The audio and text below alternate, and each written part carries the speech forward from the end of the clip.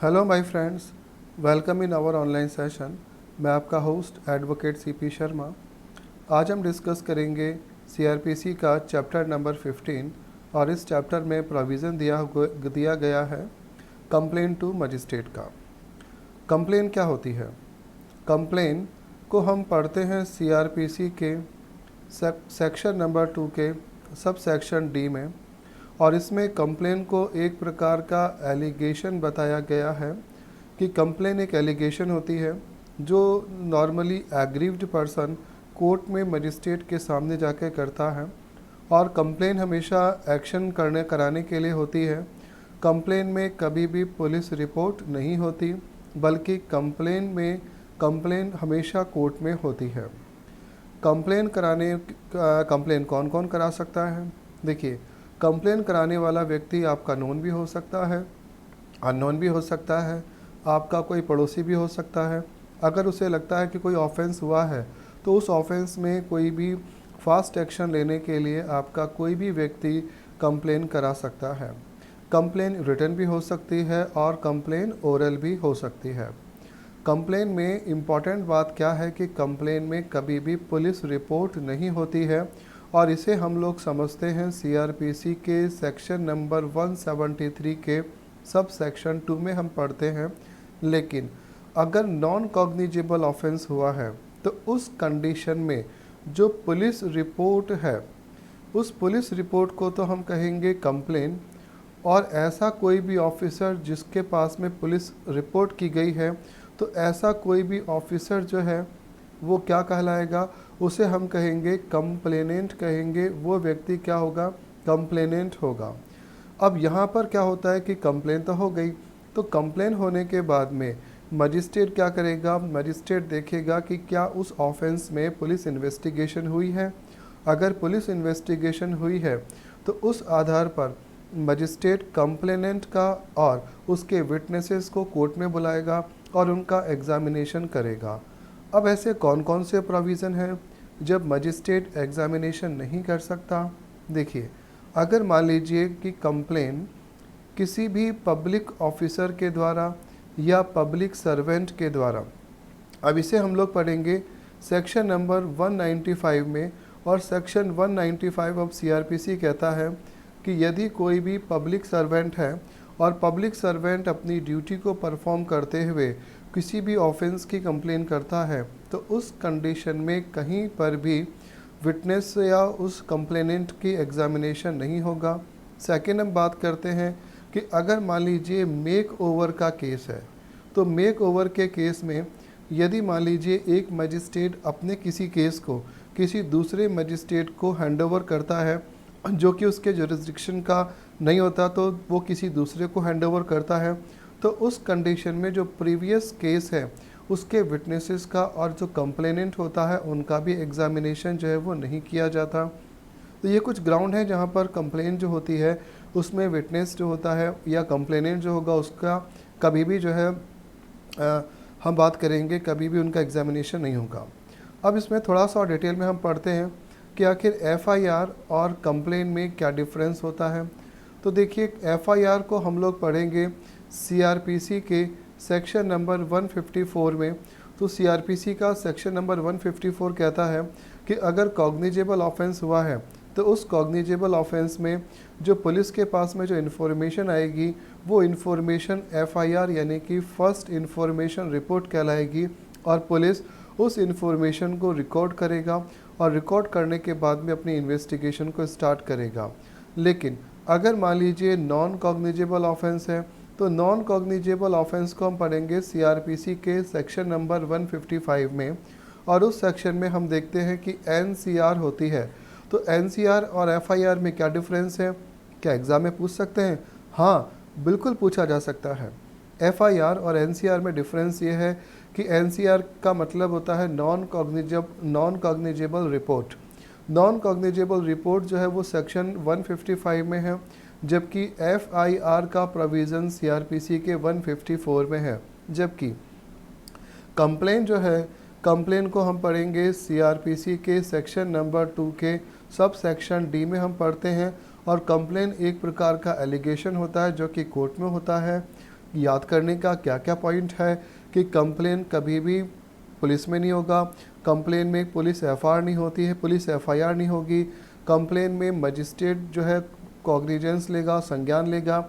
अगर मजिस्ट्रेट को लगता है कि वास्तव में कंप्लेन जो की गई है बिल्कुल ठीक है और वो कंप्लेनेंट और विटनेस का एग्जामिनेशन कराएगा, उनके एग्जामिनेशन के बाद में अगर मजिस्ट्रेट को लगता है कि वास्तव में यहाँ पर कोई ग्राउंड बनता है तो यहाँ पर वो क्या करेगा, सेक्शन नंबर 190 के सब सेक्शन 1 के ए सेक्शन के अकॉर्डिंग वो यहाँ पर अपनी प्रोसीडिंग को स्टार्ट करेगा और सीआरपीसी में सेक्शन 200 और 202 के अकॉर्डिंग अपनी आगे की प्रोसीडिंग को करेगा। लेकिन अगर मजिस्ट्रेट को लगता है कि यहाँ पर तो कोई ग्राउंड ही नहीं बनता तो उस कंडीशन में मजिस्ट्रेट क्या करेगा, मजिस्ट्रेट उस कंडीशन में सीआरपीसी के सेक्शन नंबर 203 के अकॉर्डिंग कंप्लेन का डिसमिसल कर देगा। उससे हम हिंदी में समझते हैं परिवाद को खारिज कर देना। तो परिवाद का खारिज कर देना हम कहाँ पढ़ेंगे, सीआरपीसी के सेक्शन नंबर 203 में हम पढ़ेंगे, राइट। लेकिन अगर मजिस्ट्रेट को ऐसा लगता है कि वास्तव में कोई ग्राउंड बनता है और यहाँ पर कंप्लेन जो की गई है उसमें कॉग्निजेंस लेकर उसे आगे की प्रोसीडिंग करनी चाहिए, तो सीआरपीसी के सेक्शन नंबर 204 में वो आगे की प्रोसीडिंग करता है। तो बेसिकली ये जो है वो एक हम लोगों ने देखा कि कंप्लेन का क्या प्रोसीजर है, कंप्लेन किस तरीके से होती है। अब आइए हम आगे इन सभी सेक्शनों को डिटेल में पढ़ते हैं। तो सबसे पहले आइए स्टार्ट करते हैं सेक्शन नंबर 200। सेक्शन 200 सीआरपीसी का कहता है एग्जामिनेशन ऑफ कंप्लेन। जैसा हमने पढ़ा कि मजिस्ट्रेट के जब सामने कोई भी कंप्लेन आती है तो मजिस्ट्रेट क्या करेगा, मजिस्ट्रेट जो रिटन कंप्लेन है या फिर जो ओरल कंप्लेन आई है उनको रिकॉर्ड कराएगा और रिकॉर्ड कराने के बाद में जो कंप्लेनेंट है और जो विटनेस है उन दोनों का एग्जामिनेशन करेगा। एग्जामिनेशन करने का मतलब है उनसे पूछेगा कि आपके साथ क्या ऑफेंस हुआ, घटना कब हुई, उसके बारे में पूरी नॉलेज लेगा। तो मजिस्ट्रेट के द्वारा किसी भी शिकायत, किसी भी कंप्लेन के बारे में जानकारी लेना और जो एविडेंस हैं उन एविडेंस के आधार पर किसी भी ऑफेंस के बारे में अपना कोई कंक्लूज़न प्रस्तुत करना, इसे हम कहते हैं कॉग्निजेंस कहते हैं। हर मजिस्ट्रेट का अपना अलग अलग कॉग्निजेंस होता है, ये डिपेंड करता है जुडिशियल मजिस्ट्रेट के माइंड पर।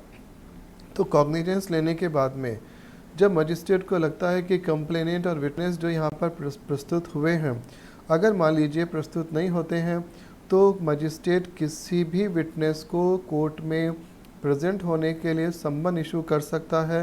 तो यहाँ पर कोर्ट में जो सम्मन इशू किया जाएगा उसे हम पढ़ेंगे सीआरपीसी के सेक्शन नंबर 93 में।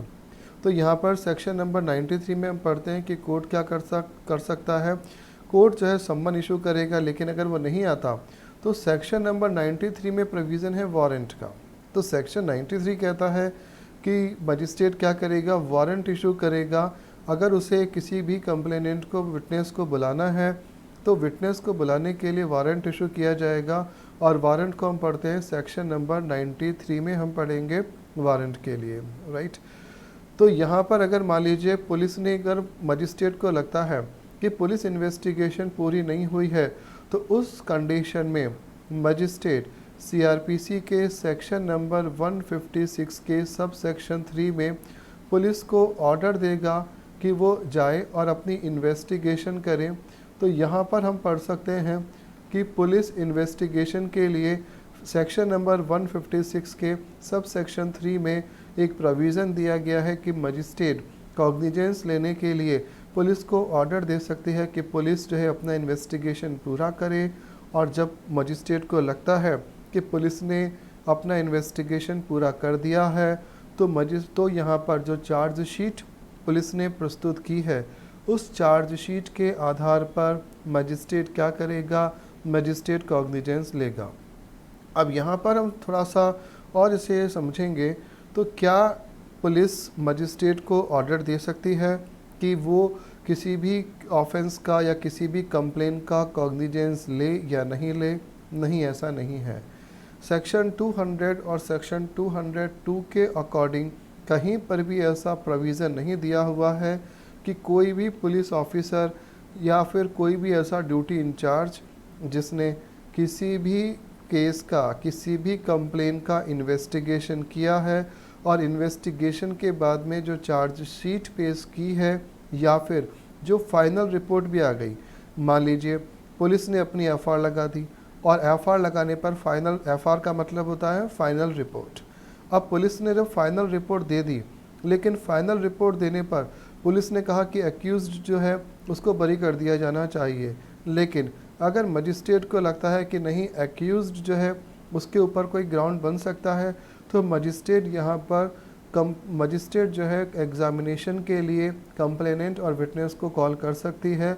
और यहाँ पर कभी कहीं पर भी ऐसा कोई प्रोविज़न नहीं दिया गया है कि पुलिस की एफआईआर लगाने के बाद में केस को डिस्क्लोज कर देना चाहिए, क्लोज कर देना चाहिए, ऐसा कोई भी प्रोविज़न नहीं दिया हुआ है, राइट। तो यहाँ पर अगर अभी हमने पढ़ा कि अगर मान लीजिए कोई भी कंप्लेन जो है, अगर कंप्लेन को रिटर्न में प्रस्तुत करने की कब रिक्वायरमेंट नहीं है कि अगर मान लीजिए कि कोई भी पब्लिक सर्वेंट है तो उसने अपनी कोई भी ऑफिशियल ड्यूटी करते हुए कोई भी कोर्ट में कंप्लेन की है, तो यहाँ पर भी कहीं पर भी उसको एग्जामिनेशन के लिए नहीं बुलाया जाएगा और रिटर्न कंप्लेन नहीं मांगी जाएगी। तो मजिस्ट्रेट जो है वो एग्जामिनेशन करने के बाद में क्या करेगा, इंक्वायरी करेगा या ट्रायल करेगा। और सेक्शन 192 के अकॉर्डिंग अगर मजिस्ट्रेट को लगता है कि ये उसका जुरिस्डिक्शन नहीं है, जहाँ पर कंप्लेन की गई है ये उसका जुरिस्डिक्शन नहीं बन रहा, तो वो क्या करेगा, किसी दूसरे मजिस्ट्रेट को जो उसके जुरिस्डिक्शन में आता है, जो केस हुआ है, तो उसको क्या करेगा, री एग्ज़ामिन करने के लिए उस केस को वहाँ पर मेक ओवर कर देगा। तो यहाँ पर सेक्शन 200 में जब मजिस्ट्रेट के दूसरे मजिस्ट्रेट के पास में वो कंप्लेन जाती है और उसने देखा है कि ऑलरेडी पहले मजिस्ट्रेट ने यहाँ पर कंप्लेनेंट का और विटनेस का एग्जामिनेशन कर दिया है, तो वो क्या करेगा, दोबारा से एग्जामिनेशन नहीं करेगा और जो पहले का उसका रिकॉर्ड हुआ है एग्जामिनेशन का, उस आधार पर कॉग्निजेंस जो है वो लिखा। अब यहाँ पर हम थोड़ा सा इसमें और स्टडी करें कि जब पुलिस इन्वेस्टिगेशन करती है, तो पुलिस इन्वेस्टिगेशन के बाद में मजिस्ट्रेट कहीं पर भी बाउंड नहीं होता कि वो जो है केस को आगे प्रोसीडिंग नहीं करें। तो मजिस्ट्रेट क्या करेगा, मजिस्ट्रेट सबसे पहले तो देखेगा कि अगर पुलिस इन्वेस्टिगेशन नहीं हुई है तो पुलिस को ऑर्डर देगा सेक्शन 156 के सबसेक्शन 3 में कि पुलिस जाए और अपनी इन्वेस्टिगेशन को पूरा करे। अब पुलिस इन्वेस्टिगेशन होने के बाद में यहाँ पर विटनेस को, वो कंप्लेनेंट और विटनेस को एग्जामिनेशन के लिए बुलाएगा और उनकी ओथ लेगा और ओथ पर जो है वो आगे क्या करेगा, प्रोसीडिंग करता है। तो ये है सेक्शन नंबर 200। अब आगे पढ़ते हैं इसमें सेक्शन 201 में। सेक्शन 201 कहता है कि procedure by magistrate not competent to take cognizance of the case. मान लीजिए कि अगर कोई भी कंप्लेन रिटर्न में हुई है तो मजिस्ट्रेट को लगता है कि ये उसका जुरिस्डिक्शन नहीं है जहाँ पर ऑफेंस हुआ है, तो मजिस्ट्रेट क्या करेगा, मजिस्ट्रेट उस कंडीशन में उस कंप्लेन को मेक ओवर कर देगा उस मजिस्ट्रेट को जहाँ पर उसका जुरिस्डिक्शन बनता है। तो यहाँ पर वो क्या करेगा, जो प्रॉपर कोर्ट है उसको वहाँ पर उसको भेज देगा। अगर मान लीजिए कंप्लेन जो है वो रिटर्न नहीं हुए, यानी कि कंप्लेन का इन राइटिंग होना कंपलसरी है, अगर कंप्लेन राइटिंग नहीं है तो वो क्या करेगा, उस कंप्लेन को डायरेक्ट करेगा, भेज देगा दूसरे कोर्ट में। तो सेक्शन 201 जो है वो कहता है कि कंप्लेन जो है वो हमेशा वहाँ होनी चाहिए जहाँ पर उस एरिया में उसका जुरिस्डिक्शन बनता है। आगे देखते हैं सेक्शन 202 कहता है postponement of issue of process. देखिए कोई भी मजिस्ट्रेट जो है वो किसी भी प्रोसेस को पोस्टपोन कर सकता है उस एक्यूज्ड के अगेंस्ट। अगर मान लीजिए कि वो कोई भी एक्यूज्ड अपने उस जुरिस्डिक्शन में नहीं रहता और किसी दूसरे जुरिस्डिक्शन में रहता है, तो उस कंडीशन में वो क्या कर सकता है, पोस्टपोन कर देगा। अब यहाँ पर क्या होगा कि अगर मान लीजिए कि कोई भी ऐसा ऑफेंस, जो कोई भी ऐसी कंप्लेन है, तो किसी भी कंप्लेन में अगर कोई भी ऑफेंस हुआ है तो वो ऑफेंस अगर मान लो 302 और 307 का कोई भी ऑफेंस हो गया, तो आईपीसी के 302 या 307 का कोई भी ऑफेंस है तो उसकी ट्रायल कहाँ पर होगी? उसकी ट्रायल जो है वो सेशन कोर्ट में होती है। अब एक बात जो यहाँ पर इम्पॉर्टेंट है वो क्या है? जो इम्पॉर्टेंट बात है वो ये है कि हमेशा कंप्लेंट लोअर कोर्ट में होती है। कंप्लेंट डायरेक्ट कभी भी जाके आप हाई कोर्ट में नहीं कर सकते, कंप्लेंट हमेशा लोअर कोर्ट में होगी। अब लोअर कोर्ट के बाद में अगर मजिस्ट्रेट को लगता है कि ये जो कंप्लेन है, ये कंप्लेन जो की गई है वो जैसे कि 302 या 307 का कोई भी केस है, तो ये कंप्लेन लोअर कोर्ट में नहीं सुनी जाएगी, इसकी ट्रायल लोअर कोर्ट में नहीं होगी। उस कंडीशन में मजिस्ट्रेट क्या करेगा? उस कंडीशन में मजिस्ट्रेट उसकी ट्रायल जो है वो सेशन कोर्ट में कराएगा। और अगर मजिस्ट्रेट को लगता है कि विटनेस को एग्जामिनेशन नहीं किया गया है, तो यहाँ पर देखिए सेक्शन नंबर 200 में अगर मजिस्ट्रेट चाहे तो वो ओथ पर भी किसी भी केस का कंप्लेनेंट का या फिर उसके विटनेस का एग्जामिनेशन नहीं कर सकता। तो ऐसा कब होगा? ऐसा होगा पुलिस इन्वेस्टिगेशन के बाद में। अगर मजिस्ट्रेट को लगता है कि पुलिस की इन्वेस्टिगेशन पूरी हो गई है और पुलिस ने जो अपनी एफआर दी है उस एफआर के अकॉर्डिंग या पुलिस इन्वेस्टिगेशन के अकॉर्डिंग अगर मजिस्ट्रेट को लगता है कि यहाँ पर कंप्लेनेंट या उसके विटनेस का एग्जामिनेशन करने की कोई ज़रूरत नहीं है और डायरेक्टली लगता है कि वास्तव में जो ऑफेंस हुआ है उसका ग्राउंड बनता है, जो कंप्लेन की गई है वो बिल्कुल सही कंप्लेन है, तो यहाँ पर ओथ पर उसे जो है एग्जामिनेशन करने की कोई रिक्वायरमेंट नहीं है। ये हम लोग पढ़ेंगे सेक्शन नंबर 202 में। देखिए यहाँ पर एक और प्रोविज़न दिया गया है इसमें, सेक्शन नंबर 202 का सबसे इम्पॉर्टेंट जो पार्ट है वो आता है सेक्शन नंबर 3। सेक्शन नंबर 3 में ये कहता है, सेक्शन 202 का सब सेक्शन 3 जो है वो ये कहता है कि अगर पुलिस का जो इंचार्ज है यानी कि पुलिस ऑफिसर है या जो ड्यूटी इंचार्ज है, एसएचओ है, अगर उसको सारी पावर तो दी गई है यानी कि उसके पास में पूरी पावर होती है कि वो किसी भी तरीके से इन्वेस्टिगेशन करें और इन्वेस्टिगेशन करके एविडेंसेस को कलेक्ट करें और उस एविडेंस को कलेक्ट करके अपनी जो एफआर है या जो चार्जशीट है वो कोर्ट में मजिस्ट्रेट के सामने प्रस्तुत करें, जिससे कि मजिस्ट्रेट उस केस का कॉग्निजेंस ले सके। लेकिन यहाँ पर किसी भी तरीके से उसे बिना वारंट के किसी भी एक्यूज्ड को अरेस्ट करने का राइट नहीं दिया गया है। अगर मान लीजिए नॉन कॉग्निजेबल ऑफेंस है तो बेसिकली हम लोग इसको पढ़ेंगे, नॉन कॉग्निजेबल ऑफेंस में वारंट जो है वो ज़रूरी नहीं होता, जबकि कॉग्निजेबल ऑफेंस होता है उसमें वारंट ज़रूरी होता है। लेकिन किसी भी पुलिस इंचार्ज को ये पूरा राइट नहीं है कि वो डायरेक्ट जाकर और बिना मजिस्ट्रेट की परमिशन के किसी भी व्यक्ति को अरेस्ट करे या उसके ऊपर कोई वारंट इशू करे, तो ऐसा वो केवल मजिस्ट्रेट या कोर्ट की परमिशन को लेकर ही कर सकता है। यानी कि पुलिस ऑफिसर के पास में केवल इन्वेस्टिगेशन करने का तो राइट है, लेकिन वारंट इशू करने का उसके पास में राइट नहीं है। तो ये हम पढ़ेंगे सेक्शन नंबर 202 में। और अब हम आगे पढ़ते हैं इसमें सेक्शन 203। सेक्शन 203 है डिसमिसल ऑफ कंप्लेन।